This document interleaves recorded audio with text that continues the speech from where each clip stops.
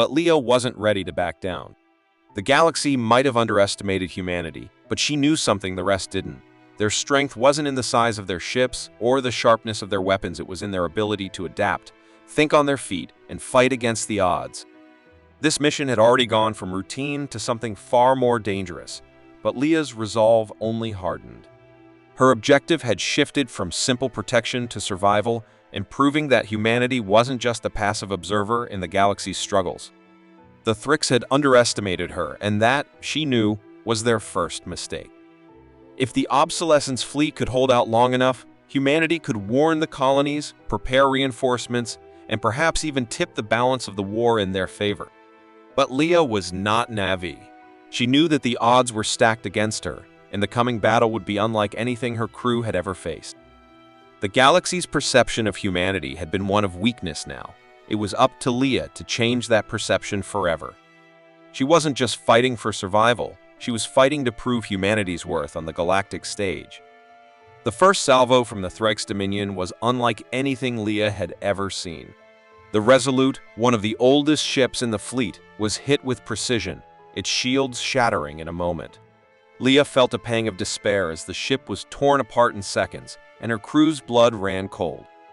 The crew aboard the Resolute had fought valiantly in many battles before, but nothing could prepare them for the might of the Thrix Dominion. The sight of the ship crumbling under the Thrix's powerful weaponry filled Leah with a grim realization. No matter how determined or resourceful her crew was, they were severely outclassed in terms of technology. Their outdated ships, built from designs that had been forgotten by the rest of the galaxy, were no match for the advanced alien fleet that surrounded them. The Thrix commanders were arrogant. They mocked humanity's obsolete warships, confident that it was only a matter of time before the obsolescence fleet would be wiped from the stars. Leah had to fight not only for survival, but for a place in a galaxy that had already written off humanity as inferior. But then, against all odds, something unexpected happened. As the Thrix fleet tried to close in for the kill, a series of strange, almost random events unfolded. A malfunction in one of the Thrix ship's advanced targeting systems caused it to misfire, sending a barrage of plasma fire in the wrong direction. This led to a chain reaction, a series of well-placed, yet unexpected, hits that disabled the Thrix ship's critical systems. It wasn't just a lucky shot, it was humanity's old tactics, the forgotten strategies that the Thrix had underestimated.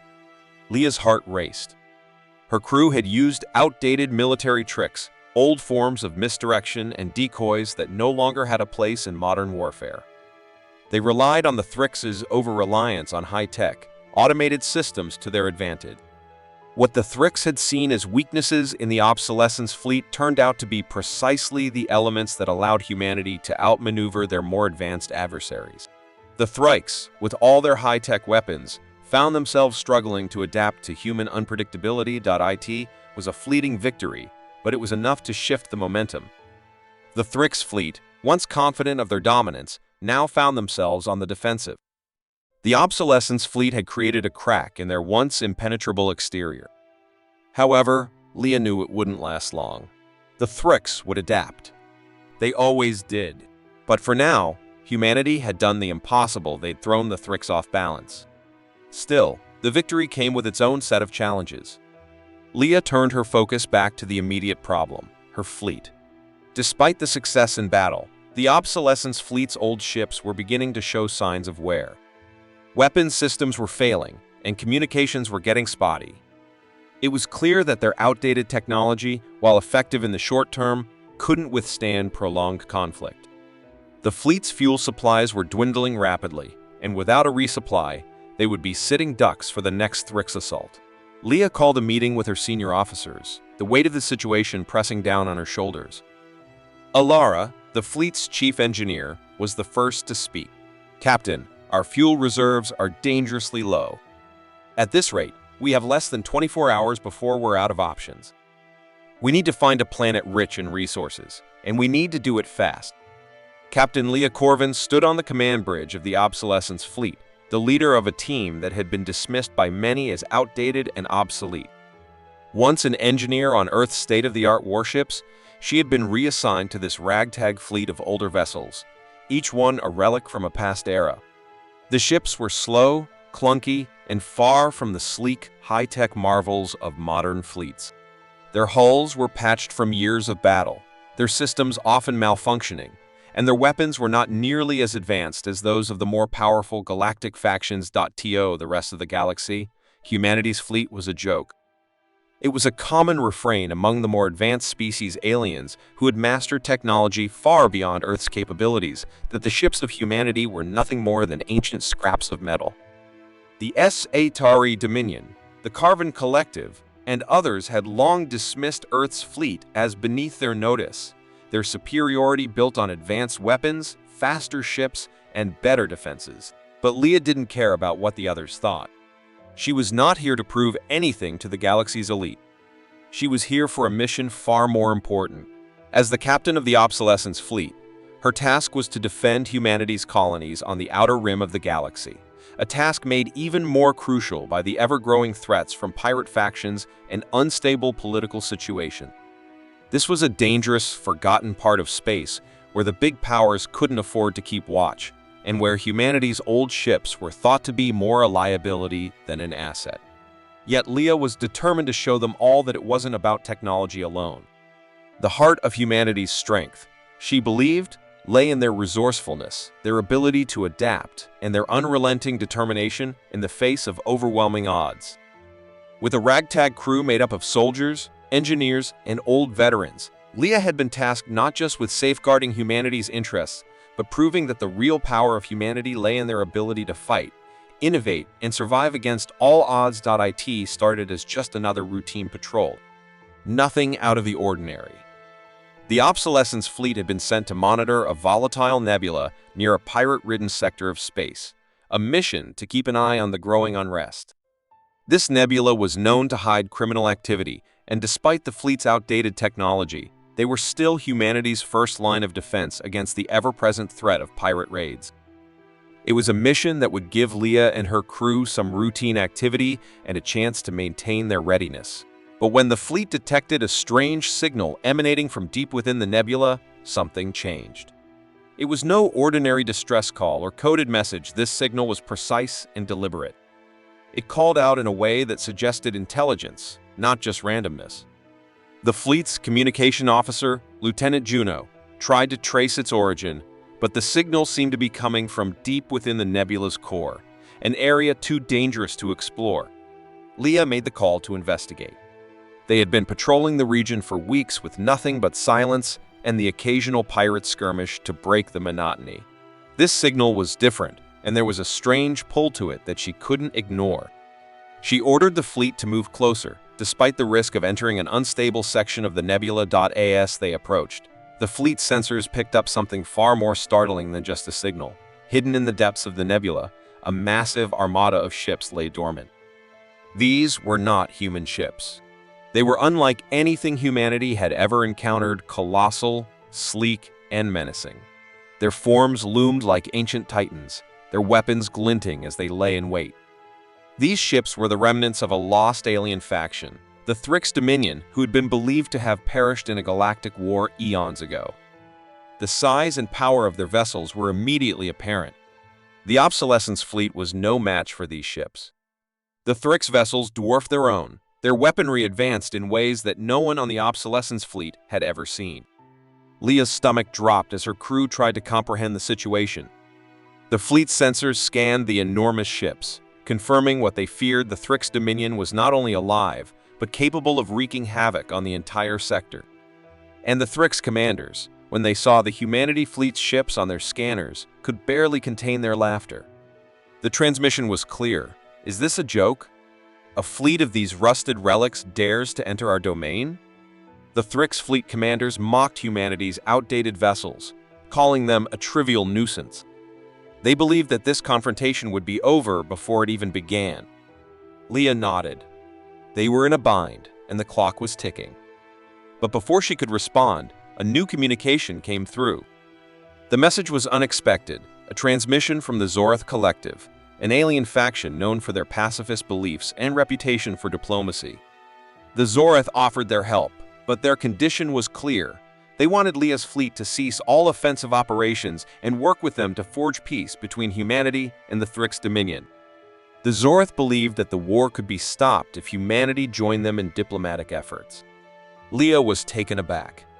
The Zorth had always remained on the sidelines of galactic politics, choosing to stay out of the conflicts that plagued the galaxy. Now, they were offering to step in, but at a cost. The Zorath's request was not just about helping them find fuel, it was about stopping the war entirely. They believed that if humanity continued to fight, they would be doomed to repeat the same cycle of violence that had ravaged countless other species in the galaxy. But Leah knew that accepting the Zorath's offer wasn't as simple as it seemed. They had no idea if the Zorath could be trusted. While their reputation for peace was solid, their true motives were unclear. Could they really trust the Zorath to help humanity, or was this just another attempt by an outside force to pull humanity's strings? The crew was divided on the issue. Commander Rena Vale, the fleet's chief diplomat, was an advocate for peace. She argued that humanity should seize this opportunity to end the war before it escalated further. She saw the Zorath as potential allies, people who could help humanity secure a future outside of constant conflict. But Leah's instincts told her that trusting the Zorath might be too risky. Could they afford to stop the fight now, when they were finally gaining the upper hand? The Thrix were still a deadly threat, and any pause in the offensive could give them the chance to regroup and strike back harder. Sergeant Kellen Bryce, a veteran of countless battles, was vehemently opposed to the idea of surrendering even a single inch. "We've gained ground, Captain," he said. "The Zorath may mean well, but they don't know what it's like out here. They don't know the stakes. We can't afford to trust them, not when we've got the Thrix on the ropes." The rift in the crew was deepening. Tensions were rising. The division was no longer just about military tactics. It was about the very heart of humanity's future. The question of whether to continue fighting or seek peace was tearing them apart. And as Leah stood at the center of this conflict, she realized that no matter what choice she made, she would not only be determining the fate of her fleet, but the path humanity would take in the galaxy. The war was no longer just about humanity's survival. It was about something much bigger, the soul of humanity itself. Would they remain fighters, standing firm against overwhelming odds, or would they find a way to transcend conflict and choose peace? Whatever path they chose, it would define their place in the galaxy for generations to come. The revelation came like a sudden, sharp punch to the gut. Leah had never expected the Zorath to be so tangled in the web of galactic manipulation. She had assumed they were a peaceful race, acting with noble intentions, seeking an end to the endless war between humanity and the Thrix. But the truth was far darker and far more dangerous. It was Alara, the fleet's chief engineer, who had first picked up on the oddities in the Zorath's messages. They had asked too many questions, made too many subtle demands. A few of the fleet's encrypted communications had been intercepted by Zorath listening posts, curious behavior for a faction so invested in peace. When Leah finally confronted the Zorath envoy aboard her ship, the air was thick with tension, every word heavy with the weight of the unknown. The Zorath ambassador, a figure of calm and composed politeness, met Leah's questions with practiced deflection at first. But Leah was persistent, and the cracks in their facade slowly began to show. Finally, the ambassador revealed the truth. The Zorath were not merely peacekeepers. They were manipulators, pulling strings behind the scenes, guiding the galaxy's conflicts to suit their own needs. Their goal was not peace, but the maintenance of a carefully preserved neutral status quo, where they could remain untouched by the wars that raged around them. The revelation struck Leah like a thunderbolt. For centuries, the Zorath had used their quiet influence to prolong wars between major factions, including the Thrix and humanity. The chaos was their advantage. It kept the galaxy in balance, in a state of constant flux. The Zorath weren't peacemakers. They were architects of a galactic deadlock that kept the strongest factions too distracted to challenge their power. Leah's mind reeled as the enormity of it all sank in. Humanity had been manipulated, played like pawns in a larger game of galactic dominance. The Thrix had been laughing at their ships, but the Zorath had been laughing at humanity's very existence, seeing it as a piece in a much larger puzzle. The truth was more twisted than Leah could have imagined. Her people were not only fighting an ancient alien empire, but they were also being manipulated by the so-called peacekeepers The very ones offering their help in the war. In a moment of quiet fury, Leah confronted the Zorath envoy. You wanted us to fight the Thrix, didn't you? You needed us to be strong enough to tip the scales, just so you could stay on top. You've been feeding us lies, watching us struggle for a cause you never intended to end. The Zorath envoy's eyes didn't betray a hint of remorse. We did what was necessary to preserve the order of things.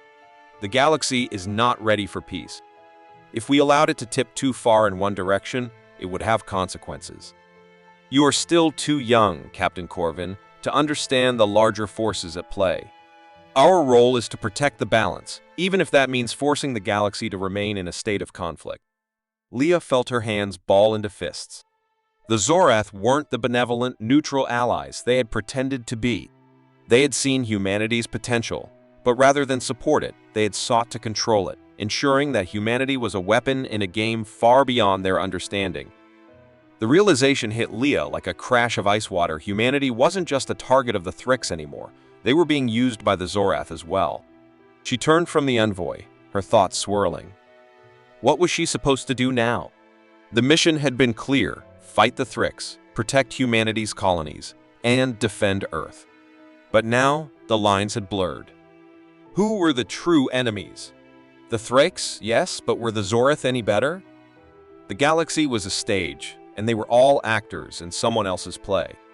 But Leah couldn't accept that. Humanity was better than that. They had fought their way through every challenge they'd faced, and they would not be made tools of anyone, not the Thrix, and certainly not the Zorath. Leah's perspective shifted radically in that moment. The conflict wasn't just about defeating one alien faction or even protecting humanity's colonies. It was about rewriting the rules of the galaxy itself. Humanity could no longer afford to remain a pawn. They had a unique potential, one that no other species could claim: the ability to think outside of the narrow confines of galactic politics, the ability to disrupt the status quo. She looked at the Zorath envoy with new clarity. I won't let you control humanity. We aren't a tool for your peace. We're the hammer that will break your chains. The envoy's face remained impassive. You think you have power, Captain, but you are playing a dangerous game. Leah wasn't deterred. She knew what she had to do. She would take the fight directly to the Zorath, the real manipulators behind the scenes. If she could break their influence, humanity could reshape the galaxy on their terms. But the stakes were higher than she could have ever imagined. She would not just be fighting the Thrix anymore. She would be fighting the very forces that had been quietly pulling the strings for centuries. The emotional intensity of the decision weighed heavily on her. Leah knew that what she was about to undertake could cost her everything: the fleet, her crew, perhaps even her life. But there was something else, something deep inside her, that gave her the courage to move forward. It was the same thing that had kept humanity going throughout their history: an unyielding desire for freedom, for the right to make their own destiny. Leah made a choice. The war wasn't just about surviving anymore. It was about ensuring humanity's place in the galaxy, not as pawns in someone else's game, but as players with the power to shape their own future. She turned to her crew, who were already looking to her for direction.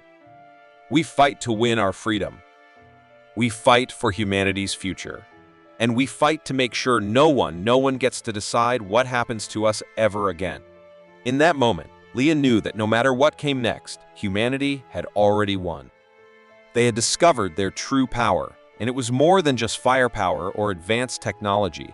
It was their will to be free, and that would make all the difference. The final battle, unlike anything Leah had ever imagined, was not the explosive clash of ships seen in countless space wars. No, it was a brilliant orchestration, an execution of strategy born not from advanced technology, but from the very thing the universe had mocked: humanity's outdated warships.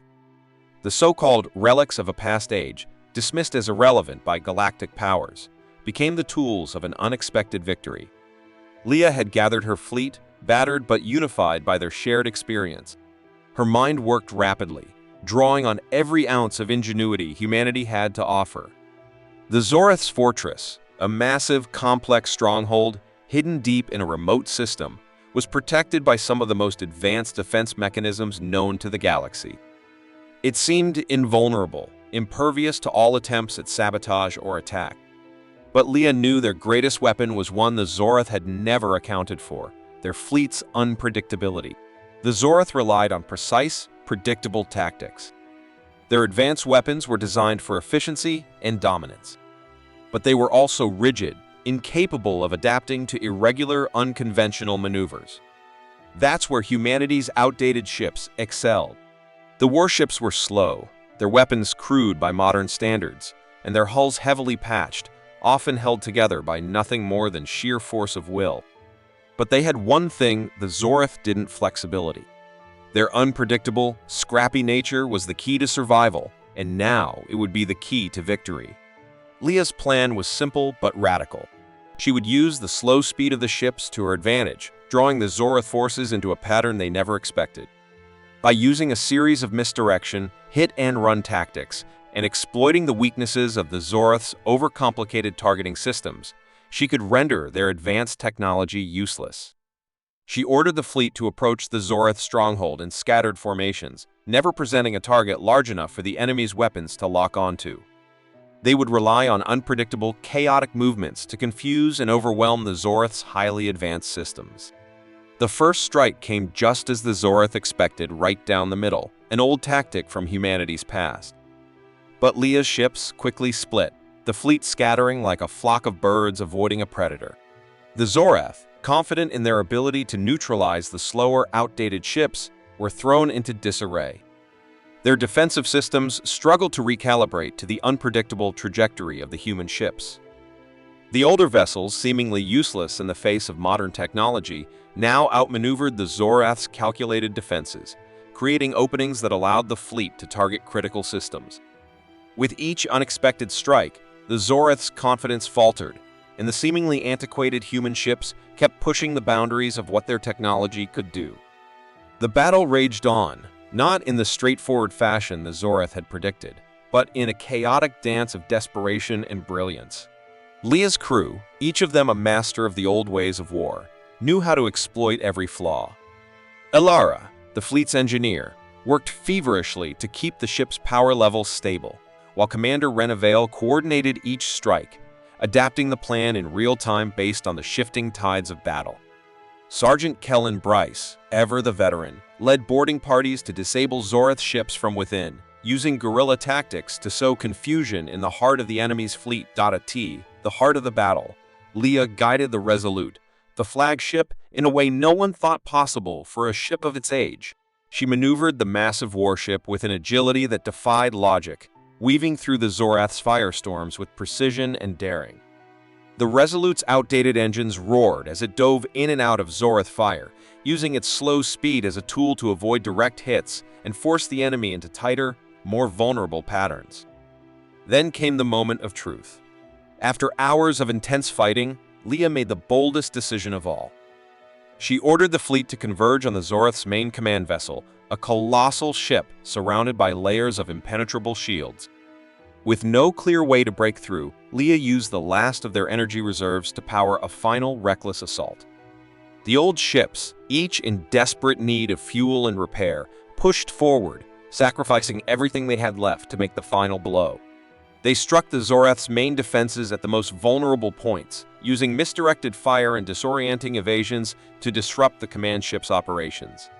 The Zoroth's fortress crumbled under the combined pressure. Their defenses collapsed as the fleet, with all their outdated ships and unpredictable tactics, overwhelmed their command structure. The Zoroth, who had thought they could control the galaxy through manipulation and force, were left scrambling in the wreckage of their empire. Humanity had done the impossible not by matching the Zoroth in their strength, but by turning their greatest weakness into their greatest strength. The fleet had lost many good men and women. Among the fallen was Lieutenant Theron Lasker, a trusted officer and one of Leah's closest friends. He had volunteered for a perilous mission to disable the Zoroth's central defense grid, a mission that had saved countless lives but claimed his own. As the final explosion rocked the battlefield, Leah's heart sank. The victory was theirs, but at a price she would carry for the rest of her life. The war was over, and humanity had secured a place in the galaxy, but the toll was undeniable. The crew of the Resolute, while victorious, mourned the losses they had suffered. The cost of freedom was high, and Leah couldn't help but feel the weight of every lost life pressing on her soul. With the destruction of the Zoreth's influence, a new era began. Humanity was free from the manipulation that had held them back for so long. But as Leah looked out into the vast, star-studded expanse, she couldn't shake the question that lingered in her mind. Had humanity truly triumphed? Was their unpredictability, their ability to adapt to any situation, truly their greatest strength? Or, as they stepped into this new and chaotic galaxy, would their impulsiveness become their downfall? The galaxy was a canvas now, but what kind of picture would humanity paint? Leah knew that there would be no easy answers. The future of humanity was still unwritten, and though they had freed themselves from the manipulative forces that sought to control them, they would have to decide for themselves what kind of legacy they would leave. They could choose to continue disrupting the galaxy with their unique ingenuity, or they could fall into the same trap of power that the Zoreth had. The balance between strength and wisdom, between chaos and order, was fragile. As she stood at the helm of the Resolute, the stars before her seemed vast and endless. Humanity had earned its place among them, but the real challenge lay in the decisions they would make next. Would they embrace their chaos as a force for good, or would they become just another empire seeking to dominate the galaxy?